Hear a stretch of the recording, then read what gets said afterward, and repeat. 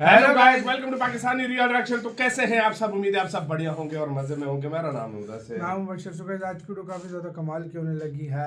तो यार वीडियो का जो टाइटल है लगभग 2024 के अंदर हम समझो बैठे हुए हैं। हाँ। तो इंडिया वर्सेस पाकिस्तान का कंपैरिजन बिल्कुल न्यू आया है, मिलिट्री कंपैरिजन 2024। तो मतलब 2024 लगभग स्टार्ट हो गया और अभी तक इंडिया और पाकिस्तान के पास क्या क्या चीजें कितनी कितनी मिकदार में वो देखेंगे। बहुत ज्यादा मजा आएगा। ओरिजिनल वीडियो का लिंक मिल जाएगा डिस्क्रिप्शन में। शेयर स्टडी का वीडियो है। काउंट करते हैं 3, 2, 1 एंड स्टार्ट। दोस्तों, भारत और पाकिस्तान इन दो पड़ोसी देशों के बीच की दुश्मनी कितनी गहरी है, इसका अंदाजा इसी बात से लगाया जा सकता है कि दोनों ही देश अब तक 3 बार एक दूसरे के साथ फुल स्केल वॉर लड़ चुके हैं और समय समय पर इनके बीच बॉर्डर पर आए दिन गोलीबारी भी लगातार होती रहती है। दोनों ही देशों के बीच खेले जाने वाला क्रिकेट मैच भी किसी जंग से कम नहीं होता है, जो कि स्पोर्ट्स के वर्ल्ड में दुनिया की सबसे बड़ी राइवलरी के तौर पर अपनी जगह बना चुका है। आजकल तो मजा ऐसे में जब भी कभी भारत और पाकिस्तान के बीच बॉर्डर पर जंग के बादल गहराते हैं, तब एशिया सहित पूरी दुनिया की सांसें थम जाती हैं, क्योंकि ये दोनों ही देश न्यूक्लियर पावर हैं, जिनके बीच एक ऑल आउट परमाणु जंग छिड़ने की संभावना सबसे ज्यादा बनी हुई है। अब पाकिस्तान के मुकाबले भारत बहुत ही बड़ा और हैवी मिलिट्री पावर रखने वाला देश है, लेकिन बावजूद इसके पाकिस्तान ने पहले अमेरिका और अब चाइना व तुर्की जैसे देशों के दम पर भारत की हर एक चाल की काट करना सीख लिया है। भारत के latest fighter jets, naval warships और मिसाइलों की तरह ही पाकिस्तान भी चीन और तुर्की के साथ मिलकर नए नए एडवांस वेपन्स हासिल कर ही लेता है।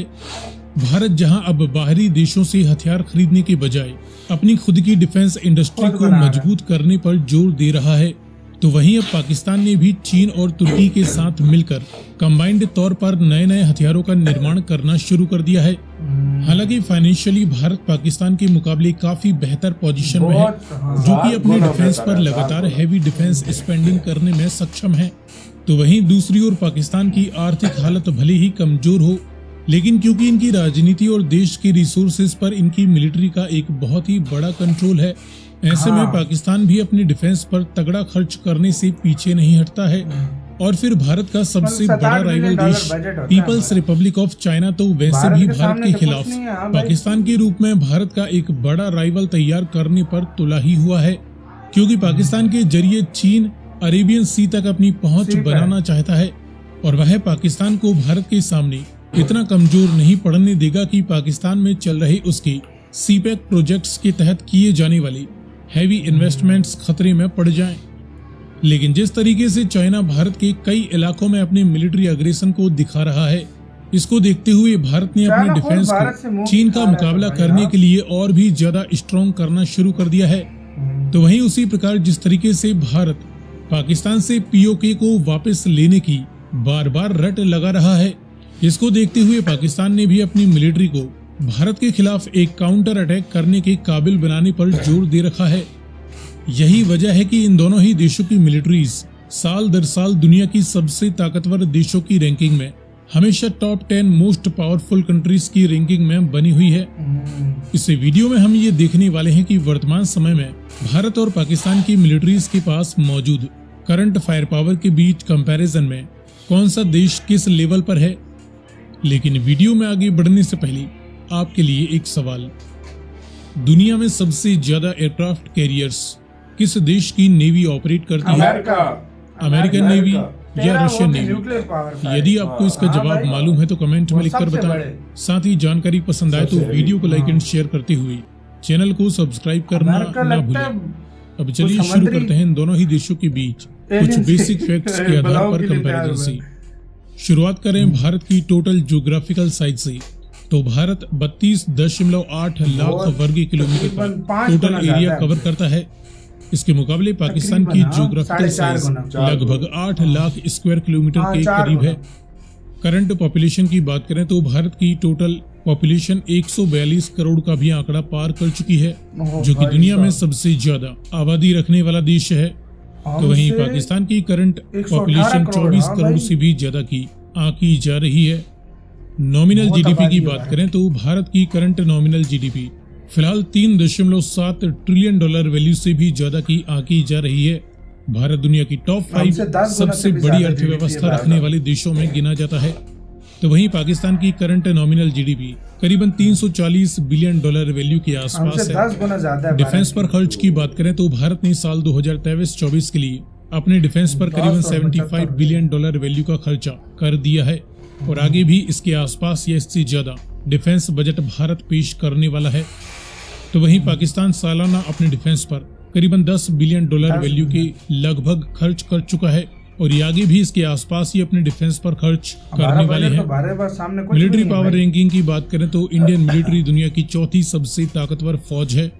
इसके मुकाबले पाकिस्तान मिलिट्री दुनिया की 7वीं सबसे ताकतवर फौज मानी जाती है, जो कि जल्द ही और भी ऊंचे पायदान पर पहुंचने वाली है। इसके बाद देखें जमीनी पावर के बीच कंपैरिजन। तो इस फील्ड में टोटल एक्टिव ड्यूटी पर्सोनेल की बात करें तो इंडियन मिलिट्री की तीनों ही ब्रांचों में फिलहाल करीबन 14.5 लाख एक्टिव मिलिट्री पर्सोनेल मौजूद हैं। इसके मुकाबले पाकिस्तान मिलिट्री की तीनों ही ब्रांचों में 6.5 लाख के करीब एक्टिव ड्यूटी सोल्जर्स बताए जाते हैं। दोनों ही देशों के पास रिजर्व पर्सोनेल की संख्या भी लाखों में है। इसके बाद मैन बैटल टैंक्स की 4700 की करीब यूनिट्स इंडियन आर्मी ऑपरेट करती है। पाकिस्तानी आर्मी 3800 की करीब मैन बैटल टैंक्स फिलहाल ऑपरेट करती है। सेल्फ प्रोपेल्ड हवेजर्स की 150 के करीब यूनिट्स इंडिया के पास हैं। पाकिस्तानी आर्मी करीबन 800 सेल्फ प्रोपेल्ड हवेजर्स का इस्तेमाल करती है। टाउडियानी फील्ड हवेजर्स की 3300 से ज्यादा यूनिट्स इंडियन आर्मी के पास हैं।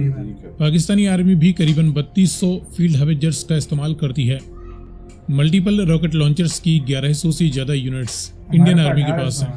पाकिस्तानी आर्मी के पास 1800 से भी ज्यादा मल्टीपल रॉकेट लॉन्चर्स मौजूद हैं। पाकिस्तान फिलहाल आगे है। इसके बाद देखें हवाई पावर के बीच कंपैरिजन। तो इस फील्ड में दोनों ही देशों की मिलिट्रीज द्वारा इस्तेमाल किए जाने वाले विभिन्न प्रकार के टोटल मिलिट्री एयरक्राफ्ट्स की करीबन 2500 से ज्यादा यूनिट्स इंडिया के द्वारा इस्तेमाल की जाती हैं। तो वहीं पाकिस्तानी मिलिट्री के पास 1500 के करीब टोटल मिलिट्री एयरक्राफ्ट्स अवेलेबल हैं। इनमें फाइटर और इंटरसेप्टर जैसे मल्टी रोल जेट्स की 570 से ज्यादा यूनिट्स इंडिया के पास हैं। पाकिस्तान के पास 400 से भी ज्यादा मल्टी रोल जेट्स मौजूद हैं। डेडिकेटेड ग्राउंड अटैक और बॉम्बर जेट्स की महज 130 यूनिट्स ही इंडिया के पास हैं। पाकिस्तान के पास करीबन 90 डेडिकेटेड ग्राउंड अटैक एयरक्राफ्ट्स मौजूद हैं। कॉम्बैट यानी अटैक हेलीकॉप्टर्स की 150 से भी ज्यादा यूनिट्स इंडिया के पास है। पाकिस्तान के पास करीबन 130 अटैक हेलीकॉप्टर्स मौजूद हैं। मास डिस्ट्रक्शन के न्यूक्लियर वारहेड्स की 164 के करीब यूनिट्स इंडिया के पास बताई जाती हैं। पाकिस्तान के पास करीबन 170 न्यूक्लियर वारहेड्स मौजूद होने की संभावना है। इसके बाद देखें नेवल पावर के बीच कंपैरिजन। तो इस फील्ड में ह्यूज एयरक्राफ्ट कैरियर्स की फिलहाल 2 यूनिट्स इंडिया के पास मौजूद हैं। इंडिया अपने खुद के एयरक्राफ्ट कैरियर्स का निर्माण कर चुका है और आगे भी नए एयरक्राफ्ट कैरियर के निर्माण पर काम शुरू हो चुका है। पाकिस्तानी नेवी के पास फिलहाल कोई एयरक्राफ्ट कैरियर नहीं है। हेलीकॉप्टर कैरियर्स की कोई यूनिट दोनों ही देशों की नेवीज के पास नहीं है। दुश्मन की समुद्री ताकत को ध्वस्त करने के लिए डिस्ट्रॉयर शिप्स की 12 यूनिट्स फिलहाल इंडियन नेवी के पास एक्टिव कंडीशन में है। पाकिस्तानी नेवी के पास कोई फुल फ्लेज्ड डिस्ट्रॉयर शिप नहीं है। हालांकि इनके पास कुछ मिसाइल गाइडेड फ्रिगेट्स हैं जिन्हें ये अपने डिस्ट्रॉयर के तौर पर इस्तेमाल करते हैं। फ्रिगेट्स की टोटल 12 यूनिट्स फिलहाल इंडियन नेवी के पास एक्टिव कंडीशन में है। पाकिस्तानी नेवी के पास फिलहाल 9 फ्रिगेट शिप्स मौजूद हैं।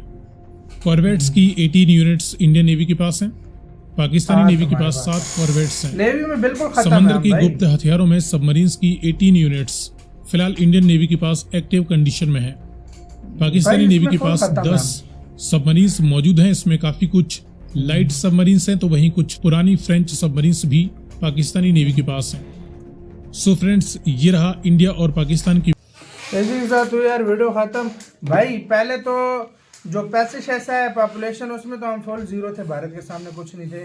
फिर उसके बाद मेन जो फोर्सेस थी, मतलब वो क्या होता है जो ज़मीनी युद्ध होता है उसमें थोड़ा बहुत मतलब हमारे पास था, थोड़ा बहुत टक्कर भारत को दे रहा था।